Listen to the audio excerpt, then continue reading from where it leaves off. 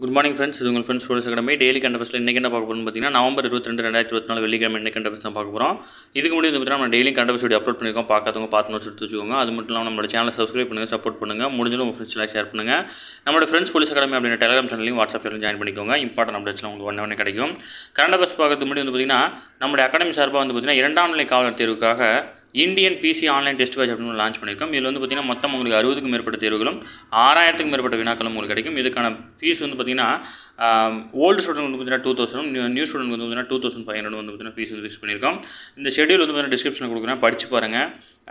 இதில் ஏதாவது டவுட் இருந்துச்சு அப்படின்னா ஸ்க்ரீனில் தெரிந்த இந்த 2 நம்பர் எந்த நம்பருக்கு வேணால் கால் பண்ணி உங்களோட டவுட் நீங்கள் கிளியர் பண்ணி.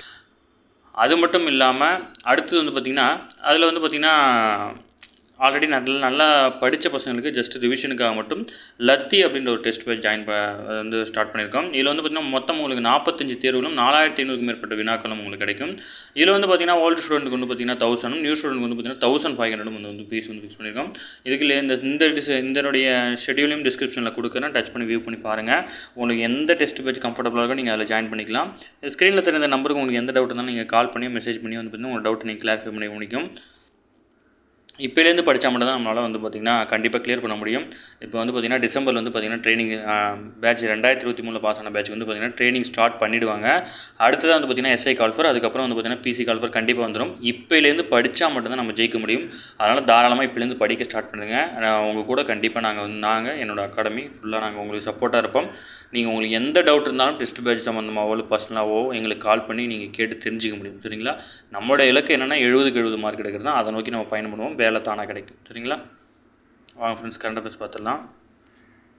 ஃபஸ்ட்டு அதாவது குளிர்கால கூட்டத்தொடரை பற்றி ஒரு விஷயம் சொல்லியிருக்காங்க. அதில் நமக்கு எதுவும் தேவையில்லை. இதில் வந்து பார்த்திங்கன்னா ஒரே நாடு ஒரே தேர்தல் திட்டம், இந்த திட்டத்தை செயல்படுத்துறதுக்கு யாருடைய தலைமையில் வந்து பார்த்திங்கன்னா குழு அமைக்கப்பட்டதுன்னா முன்னாள் குடியரசுத் தலைவரான ராம்நாத் கோவிந்த் இவருடைய தலைமையில் வந்து அந்த குழு அமைக்கப்பட்டுச்சு. ஓகேங்களா? அந்த பேர் ஞாபகம் வச்சுக்கோங்க, கேட்கறதுக்கு வாய்ப்பு இருக்குது. ஒரே நாடு ஒரே தேர்தல் வந்து பார்த்திங்கன்னா இவருடைய தலைமையில் கொடுத்து. அடுத்து வந்து பார்த்திங்கன்னா திருவள்ளூர் மாவட்டம் பட்டாபிராமில் வந்து பார்த்திங்கன்னா ரூபாய் 330 கோடியில் வந்து பார்த்திங்கன்னா புதிய டைட்டில் பூங்கா வந்து பார்த்திங்கன்னா கட்டப்பட்டு அது வந்து திறந்து வச்சுருக்காரு முதல்வர் இன்னைக்கு. அடுத்து மாநில வன உயிரின வாரிய நிலைக்குழு கூட்டம், இதுதான் வந்து பார்த்திங்கன்னா முதல் நிலைக்குழு கூட்டம். அதை பற்றி கொடுத்துருக்காங்க. மாநில வனவிலங்கு வாரியத்தின் முக்கிய செயல்பாடுகள் தமிழகம் முழுவதும் பாதுகாக்கப்பட்ட வனப்பகுதியில் அறிவிக்கப்பட வேண்டிய பகுதிகளை தேர்வு செய்தல் மற்றும் நிர்வகித்தல் உள்ளிட்டவற்றை குறித்து அமைச்சர் பொன்முடி தலைமையில் தான் வந்து பார்த்திங்கன்னா மாநில வன உயிரி வாரியத்தினுடைய முதலாவது நிலைக்குழு கூட்டம் வந்து பார்த்திங்கன்னா சென்னை தலைமைச் செயலகத்தில் நடத்தப்பட்டிருக்கு. ஓகேங்களா? அதை மட்டும் நோட் பண்ணிக்கோங்க. அடுத்து குமரியில் வந்து பார்த்திங்கன்னா கண்ணாடி கூண்டு பாலம் வந்து பார்த்திங்கன்னா ஜனவரி 1ஆம் தேதி திறக்க இருக்கிறாங்க. கன்னியாகுமரி கடலில் வந்து பார்த்திங்கன்னா திருவள்ளூர் சிலையும் விவேகானந்தர் பாறையும் இடையே வந்து பார்த்திங்கன்னா கண்ணாடி கூண்டு பாலம் வந்து அமைச்சிட்ருக்காங்க. இதுக்கு முன்னாடி வந்து பார்த்திங்கன்னா முன்னாள் முதல்வர் கருணாநிதி அவர்கள் ஆட்சியில் இருக்கும்போது வந்து பார்த்திங்கன்னா கன்னியாகுமரியில் கடலில் கடந்த 2000ஆம் ஆண்டு வந்து ஜனவரி 1ஆம் தேதி வந்து பார்த்திங்கன்னா திருவள்ளூர் சிலை வந்து திறந்து வைக்கப்படுது. அது இப்போ வந்து பார்த்திங்கன்னா வெள்ளி விழா கொண்டாட இருக்குது. அதே சமயத்தில் வந்து பார்த்திங்கன்னா திருவள்ளூர் சிலைக்கும் வந்து பார்த்திங்கன்னா விவேகானந்தர் பாறைக்கும் இடைப்பட்ட கண்ணாடி கூண்டு பாலத்துடைய ரெண்டையுமே வந்து பார்த்திங்கன்னா திறந்து வைக்கிறாங்க. ஓகேங்களா?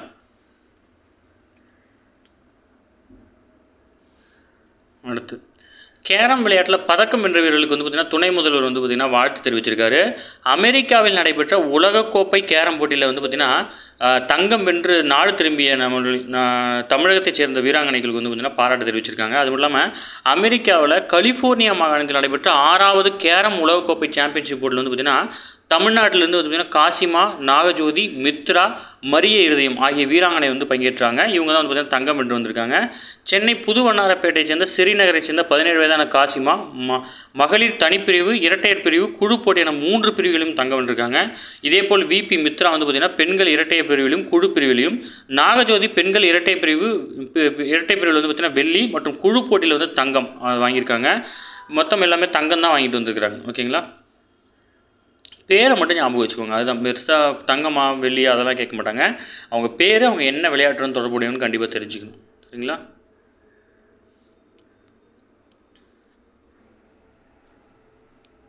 அடுத்து வந்து பார்த்திங்கன்னா ககன்யான் திட்டம் ஆஸ்திரேலியாவுடன் வந்து பார்த்திங்கன்னா இஸ்ரோ வந்து ஒப்பந்தம் மேற்கொண்டிருக்காங்க. விண்வெளிக்கு மனிதரை அனுப்பும் இந்தியாவின் ககன்யான் திட்டம். ஓகேங்களா, விண்வெளிக்கு மனிதர்களை அனுப்பும் திட்டத்தோட பேர் என்ன பார்த்தீங்கன்னா ககன்யான் திட்டம். இது தொடர்பாக வந்து பார்த்தீங்கன்னா ஆஸ்திரேலிய விண்வெளி மையத்துடன் வந்து பார்த்தீங்கன்னா இஸ்ரோ வந்து புரிந்துணர்வு ஒப்பந்தம் வந்து மேற்கொண்டிருக்காங்க. விண்வெளிக்கு மனிதரை அனுப்பும் ககன்யான் திட்டத்துக்கு செயல்படுத்த தீவிர முயற்சி மேற்கொண்டு வராங்க. ஓகேங்களா, இது வந்து பார்த்தீங்கன்னா பூமியிலிருந்து தாழ்வழுத்த சுற்றுப்பாதையில் வந்து பார்த்திங்கன்னா மூன்று விண்வெளி வீரர்களை அனுப்பி 3 நாட்களுக்கு பிறகு அவங்களை வந்து பூமிக்கு அழைச்சிட்டு வர இருக்கிறாங்க. இதுதான் வந்து பார்த்திங்கன்னா ககன்யான் திட்டம்.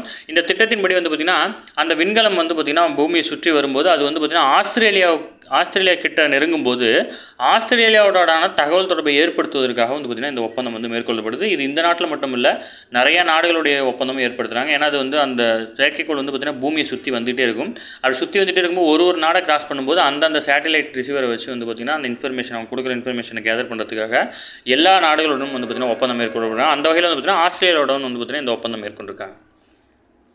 அடுத்தது பிரதமர் மோடிக்கு வந்து பார்த்திங்கன்னா கயானா மற்றும் டொமினிகாவினுடைய உயரிய விருதுகள் வந்து வழங்கப்பட்டிருக்கு. பிரதமர் நரேந்திர மோடிக்கு வந்து பார்த்திங்கன்னா இது அவர் வாங்கக்கூடிய 18வது விருது. ஓகேங்களா, அதாவது வெளிநாட்டு விருதுகளை வாங்கின லிஸ்ட்டில் இது 18வது விருது. கொரோனா பெருந்தொற்று காலத்தில் வந்து பார்த்திங்கன்னா அவர் ஆற்றிய பங்களிப்புக்காக இந்த விருதுகள் வந்து வழங்கப்பட்டிருக்கு. ஓகேங்களா, அது மட்டும் இல்லாமல் நைஜீரியா பயணத்தின் போது பிரதமருக்கு அந்நாட்டின் உயரிய விருதான grand commander of the order of the Niger அப்படின்ற விருது வந்து வழங்கப்பட்டுச்சு. அது மட்டும் இல்லாமல் இவர் வந்து பார்த்திங்கன்னா கயானாவுக்கு போயிருக்காரு. அதாவது பார்த்திங்கன்னா 56 ஆண்டுகளுக்கு பிறகு இந்திய பிரதமர் ஒருத்தர் வந்து பார்த்திங்கன்னா கயானாவுக்கு போகிறது இதுதான் முதல் முறை. எனவே வந்து பார்த்திங்கன்னா அது மட்டும் இல்லாமல் அங்கே இருக்கிற மாநாட்டில் பங்கேற்கிறாரு. இந்த மாநாட்டை ஒட்டி கயானாவின் உயரிய the order of the excellence விருதை வந்து பார்த்திங்கன்னா பிரதமர் மோடிக்கு வந்து பார்த்திங்கன்னா அந்த நாட்டுடைய அதிபரான இர்ஃபான் அலி வந்து வழங்கி கௌரவிச்சிருக்காரு. அதே மாதிரி வந்து பார்த்திங்கன்னா டொமினிகா நாட்டில் வந்து பார்த்திங்கன்னா டொமினிகா ஆர்டர் ஆஃப் ஹானர் அப்படின்ற விருதை வந்து பார்த்திங்கன்னா அந்நாட்டினுடைய அதிபரான சில்வானி பட்டன் அவருக்கு அந்த பிரதமருக்கு வந்து பார்த்திங்கன்னா வழங்கி கௌரவிச்சிருக்காங்க. இது வந்து பார்த்திங்கன்னா நோட் பண்ணிக்கோங்க, எழுதிக்கோங்க. சரிங்களா, டிஎன்யூஎஸ்ஆர்பி எழுதாகணும். ஏன்னா எல்லாம் கேட்கக்கூடிய கேள்வி. ககன்யான் திட்டமும் டிஎன்யூஎஸ்ஆர்பி எழுதணும். எந்த நாட்டுடன் தொடர்பு ஒப்பந்தம்லாம் கேட்க மாட்டாங்க. ககன்யான் திட்டம்னா என்ன அப்படின்னு தான் கேட்பாங்க. டைரெக்டாகவே கொஷின் கொடுத்துருவாங்க. மனிதர்களை விண்ணப்பு அனுப்பும் திட்டத்துக்கு பேர் என்ன, மங்கள்யான் ககன்யான் அப்படின்னு கொடுத்துருவாங்க. அதனால் நீங்கள் தான் பார்த்து படிச்சுக்கணும். சிம்பிளாக தான் இருக்கும் டிஎன்யூஎஸ்ஆர்பியில், பயப்படாமல் படிக்கலாம். ஹெட்லைன் மட்டும் படிக்க போதும். அடுத்து இதில் ஒரு ஆர்டிகல் கொடுத்தா நமக்கு தேவையில்லை. ஐநா கடல்சார் சட்டம் 1982 தான் உருவாக்கியிருக்காங்க. இந்த சட்டத்தின்படி தான் ஒரு நாட்டினுடைய கடல் எல்லை வந்து பார்த்திங்கன்னா நிர்ணயிக்கப்பட்டு வருது. ஓகேங்களா, அது மட்டும் இல்லாமல் அதாவது ஆசியான் ப்ளஸ் அமைப்பு அப்படின்ற அமைப்பில் வந்து பார்த்திங்கன்னா எத்தனை உறுப்பு நாடுகள் இருக்குது அப்படின்னு வந்து பார்த்திங்கன்னா 10 உறுப்பு நாடுகள் இருக்குது. ஓகேங்களா, அதை மட்டும் ஞாபகம் வச்சுக்கோங்க. முக்கியமான கொஸ்டின் டிஎன்பிஎஸ்சி டிஎன்எஸ்ஆர்பி எல்லாருக்குமே. புதிய சிஏஜியாக வந்து பார்த்தீங்கன்னா கே சஞ்சய் மூர்த்தி வந்து பதவியேற்காரு. நாட்டின் புதிய தலைமை கணக்கு தணிக்கையாளர் அப்படின்னு சொல்லுவாங்க சிஏஜியை. அது வந்து பார்த்திங்கன்னா மத்திய உயர்கல்வித்துறையில் முன்னாள் செயலராக இருந்த கே சஞ்சய் மூர்த்தி வந்து பார்த்திங்கன்னா இந்த பதவிக்கு வந்து பார்த்திங்கன்னா நியமிக்கப்பட்டிருக்காரு. டெல்லியில் உள்ள குடியரசுத் தலைவர் மாளிகையில் நடைபெற்ற நிகழ்ச்சியில் வந்து பார்த்திங்கன்னா அவருக்கு வந்து பார்த்திங்கன்னா குடியரசுத் தலைவர் திரௌபதி முர்மு தான் வந்து பார்த்திங்கன்னா பதவி பிரமாணம் செஞ்சு வச்சுருக்காங்க. ஓகேங்களா, குடியரசுத் துணைத் தலைவர் ஜெகதீப் தன்கர் மற்றும் மத்திய கல்வித்துறை அமைச்சர் உள்ளிட்டவர் வந்து பார்த்திங்கன்னா அந்த நிகழ்ச்சியில் பங்கேற்றிருக்காங்க. இதுக்கு முன்னாடி தலைமை கணக்கு தணிக்கையாளராக இருந்த பதவி இருந்த கிரிஷ் சந்திர முர்மு வந்து பார்த்திங்கன்னா கடந்த புதன்கிழமை வந்து ஓய்வு பெற்றாங்க. அதை எடுத்து வந்து பார்த்திங்கன்னா இவர் அந்த பதவிக்கு வந்து பார்த்திங்கன்னா நியமிக்கப்பட்டிருக்காரு. இந்த பேஜ் ஃபுல்லாக கொஷின் தான், நம்ம மார்க் பண்ணி ஃபுல்லாக கொஷின் தான். நீங்கள் கொஷினை எப்படி அண்டர்ஸ்டாண்ட் பண்ணுறீங்க அப்படின்றதெல்லாம் இருக்குது. நாட்டினுடைய புதிய சிஏஜி யார் அப்படின்னு கேட்டாங்கன்னா கே சஞ்சய் மூர்த்தி. ஓகேங்களா, அவருக்கு யார் பதவி பிரமாணம் செஞ்சு வைப்பாங்க அப்படின்னா குடியரசுத் தலைவர். ஓகேங்களா, 2 கொஷின் ஆச்சு, அதை மட்டும் நோட் பண்ணிக்கோங்க. அடுத்து வந்து பார்த்திங்கன்னா இராணுவ தலைமை தளபதி துவிவேதிக்கு வந்து பார்த்திங்கன்னா நேபாள இராணுவ ஜெனரல் கௌரவ பட்டம் வந்து கொடுத்துருக்குறாங்க.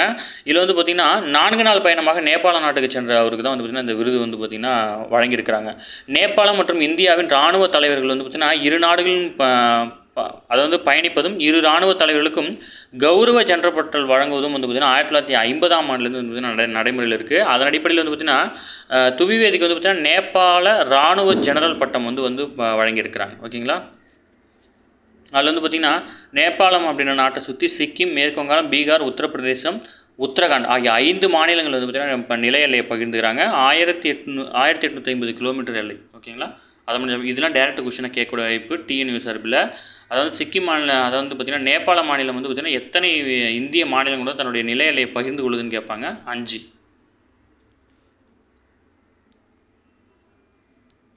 அடுத்து உலக டெஸ்ட் சாம்பியன்ஷிப் புள்ளி பட்டியல் வந்து பார்த்திங்கன்னா தற்போது ஆஸ்திரேலியா முதலிடத்திலும் இந்தியா வந்து பார்த்திங்கன்னா 2வது இடத்துல இருக்குது. ஓகேங்களா, தொடர்ந்து 3வது முறையாக உலக செஸ் சாம்பியன்ஷிப் இறுதி ஆட்டத்துக்கு வந்து பார்த்திங்கன்னா இந்தியா முன்னேறும் நிலையில் இருந்தது.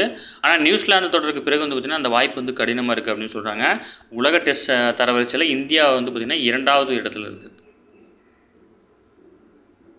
அடுத்து பருவநிலை மாற்ற நடவடிக்கை செயல்திறனில் வந்து பார்த்திங்கன்னா இந்தியாவுக்கு வந்து 10வது இடம் கொடுத்துருக்காங்க. இதில் வந்து பார்த்திங்கன்னா பருவநிலை மாற்றத்தை எடுத்து போடாததற்காக முயற்சிகளுக்காக மதிப்பிடும் 60க்கும் மேற்பட்ட உலக நாடுகளோட தரவரிசை பட்டியல் வந்து பார்த்திங்கன்னா இந்தியா 10வது இடத்துல இருக்குது. அர்பஜேஜானில் வந்து பார்த்திங்கன்னா பாகு நகரில் நடைபெற்று வரும் வருடாந்திர ஐநா பருவநிலை மாநாட்டுக்கு வந்து பார்த்திங்கன்னா பருவநிலை மாற்ற செயல்திறன் குறியீடு வந்து பார்த்திங்கன்னா அது வந்து பார்த்திங்கன்னா 2025 அப்படின்ற தரவரிசை வந்து வெளியிடப்பட்டிருக்கு. இதில் வந்து பார்த்திங்கன்னா ஜெர்மன் வாட்ச் மற்றும் new climate institute, climate action network ஆகிய சிந்தனை அமைப்பு குழுக்கள் சேர்ந்து தான் இந்த இதை வெளியிட்டிருக்காங்க. இந்த தரவரிசை பட்டியல் வந்து பார்த்திங்கன்னா இந்தியா 10வது இடத்துல இருக்குது. இந்த தரவரிசை பட்டியலில் முதல் 3 இடத்துல வந்து பார்த்திங்கன்னா எந்த நாடுமே அந்த தகுதியை வந்து நிறைவு பண்ணலை. அதனால் எந்த நாடும் வந்து பார்த்திங்கன்னா முதல் 3 இடத்துல இல்லை. ஓகேங்களா, இதில் இந்தியா வந்து பார்த்திங்கன்னா 10வது இடத்துல இருக்குது. உலக அளவில் வந்து பார்த்திங்கன்னா சீனா வந்து பார்த்திங்கன்னா 55வது இடத்துலையும், அமெரிக்கா வந்து பார்த்திங்கன்னா 57வது இடத்துலையும் வந்து பார்த்திங்கன்னா இந்த இதில் இருக்கிறாங்க. அடுத்த வந்து பார்த்திங்கன்னா புதுப்பிக்கத்தக்க எரிசக்தி உற்பத்தி வந்து பார்த்திங்கன்னா 24 ஜிகாவாட்டாக அதிகரிச்சிருக்கு. 2023ஆம் ஆண்டு வந்து பார்த்திங்கன்னா வெறும் 178.98 இருந்துச்சு. இப்போ வந்து பார்த்திங்கன்னா 24.2 ஜிகாவாட், அதாவது 13.5% வந்து அதிகரிச்சிருக்கு இந்த நடப்பாண்டில். ஓகேங்களா, ஓகே ஃப்ரெண்ட்ஸ், இன்றைக்கி கண்டபஸ் அவ்வளோதான். இதை தாண்டி எதுவுமே கேட்க மாட்டாங்க. டெய்லி கண்டபஸ் டெய்லி பார்த்துருங்க, அப்போ தான் மந்த்லி வீக்லி படிக்கும்போது ஈஸியாக இருக்கும். நம்ம சேனலை சப்ஸ்கிரைப் பண்ணுங்கள், சப்போர்ட் பண்ணுங்கள், முடிஞ்ச உங்கள் ஃப்ரெண்ட்ஸ் எல்லாம் ஷேர் பண்ணுங்கள். நம்மளுடைய ஃப்ரெண்ட்ஸ் போலீஸ் அகாடமி அப்படின்னு டெலிகிராம் சேனல் வந்து ஜாயின் பண்ணிக்கோங்க. இம்பார்ட்டன் அப்டேட்ஸ்லாம் உங்களுக்கு அதில் ஒன்றா கிடைக்கும். நம்ம சொன்ன மாதிரி 2ஆம் நிலை காவல் தேர்வுக்கு வந்து பார்த்திங்கன்னா நம்மளோட டெஸ்ட் பேஜே போதுமானது. இந்தியன் லத்தி அப்படின்னு 2 டெஸ்ட் பேஜ் இருக்குது. இந்த டெஸ்ட் பேஜ் சம்மந்தமாக உங்களுக்கு எந்த டவுட் இருந்தாலும் நீங்கள் இந்த நம்பருக்கு கால் பண்ணுங்கள். அவங்களே வந்து பார்த்திங்கன்னா உங்களுக்கு ஷெடியூல் அனுப்புவாங்க. நீங்கள் அதை பார்த்துட்டு உங்களுக்கு விருப்பம் தான் நீங்கள் தாராளமாக ஜாயின் பண்ணலாம். ஆனால் நம்ம டெஸ்ட் பேஜை தாண்டி அவங்க கொஸ்டினே கேட்க முடியாது. ஏன்னா நம்ம டெஸ்ட் பேஜ் அப்படி தான் வந்து பார்த்திங்கன்னா டிசைன் பண்ணியிருக்கோம். இதுக்கு முன்னாடி நம்ம ஓல்டு ஸ்டூடெண்ட்ஸ் வந்து பார்த்திங்கன்னா ஜாயின் பண்ணியிருக்காங்க. உங்களுக்கு வேணும்னா அவங்க நம்பரும் தரோம், நீங்கள் கால் பண்ணி கொஸ்டின்ஸ் எப்படி இருக்குது அப்படிலாம் கேட்டு தெரிஞ்சுட்டு கூட நீங்கள் ஜாயின் பண்ணிக்க முடியும். அதனால் வந்து பார்த்திங்கன்னா இப்போலேருந்து படிங்க, கண்டிப்பாக ஜெயிக்க முடியும். ஓகேவா, தேங்க்யூ ஃப்ரெண்ட்ஸ்.